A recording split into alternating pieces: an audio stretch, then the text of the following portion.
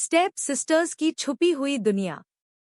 गर्मी की दोपहर थी और सूरज की तेज किरणें पुराने हवेली की खिड़कियों से चुभ रही थी। रीना और सायरा, दोनों किशोरियां, अब स्टेप सिस्टर्स बन चुकी थीं। उनके माता-पिता की नई शादी ने उनके जीवन को पूरी तरह बदल दिया था।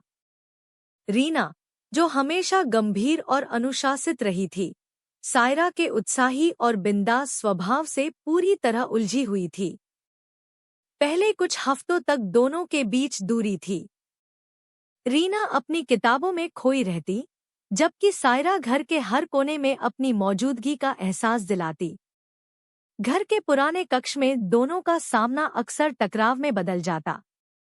एक दिन रीना अपने कमरे में बैठी पढ़ाई कर रही थी। तभी सायरा ने धमाकेदार तरीके से दरवाजा खोला। रीना, तुम हमेशा किताबों में ही क्यों रहती हो? बाहर आओ, कुछ मजा करते हैं। सायरा की आंखों में शरारत चमक रही थी। रीना ने गहरी सांस ली। सायरा, अभी मेरा मन नहीं है। मैं पढ़ाई कर रही हूँ। ओह, चलो ना, एक बार। आज तुम्हें भी मेरे गेम का मजा दिखाऊंगी। सायरा के उत्साह और जोर के सामने रीना झुक गई। वह नहीं जानती थी कि यह दिन उसकी जिंदगी बदलने वाला था। दोनों घर के पुराने बाग में गईं। बाग में कई सालों से कोई कदम नहीं रखा था और वहां एक पुरानी झोपड़ी भी थी। सायरा ने रीना का हाथ पकड़कर उसे झोपड़ी के अंदर खींचा। अंदर अजीब तरह का अंधेरा और रहस्य था। पुराने फर्नीचर पर धूल जमी थी और दीवारों पर पुराने फोटो फ्रेम टंगे थे। देखो, यहाँ कितनी चीजें छिपी हैं। लगता है ये जगह हमारी नई खोज का केंद्र बनेगी, सायरा ने उत्साहित होकर कहा।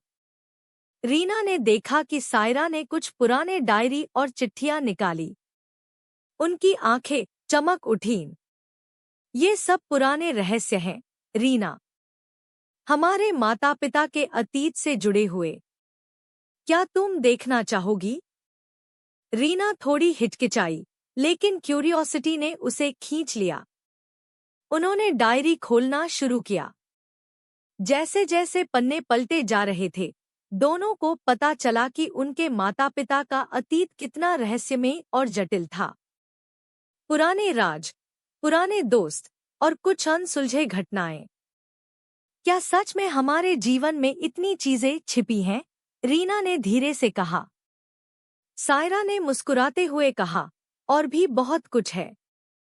लेकिन अब यह हमारी जिम्मेदारी है कि हम इन रहस्यों को समझें और अपने तरीके से हल करें।